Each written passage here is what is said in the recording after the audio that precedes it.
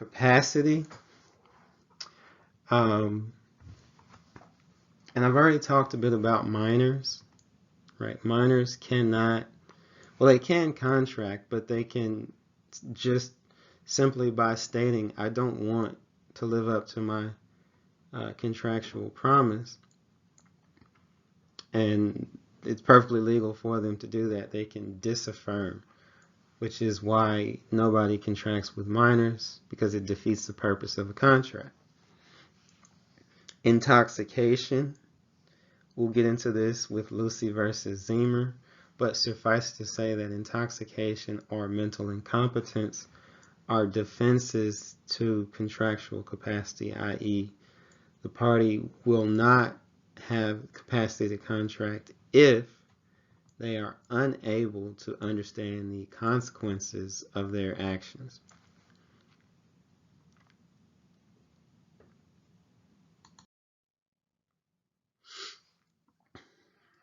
Legality. All right. So we know that contracts to commit a crime are unenforceable. Gambling contracts outside of the state gambling infrastructure, licensed state gambling infrastructure, are illegal. Usury, which is charging very high rates of interest, courts are not going to enforce these. Right? Courts can also elect not to enforce contracts that run counter to public policy, which means they serve as a detriment to society. Contracts in restraint of trade, so price fixing agreements. Courts are not going to enforce those. And then unconscionable. These are contracts where one party is taking advantage of another. Right? Courts are not going to enforce those.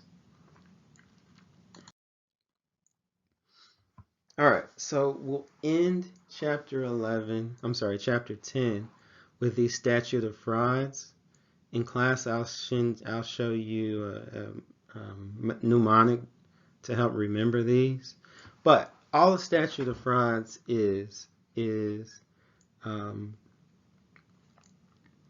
types of contracts that have to be in writing, otherwise they're unenforceable. All right. If I'm selling land, that has to be in writing. Can't orally agree to sell land. Contracts that cannot be performed within a year and a day from execution are agreement. Things that take a long time to perform. All right. Contracts to answer for the debt of another.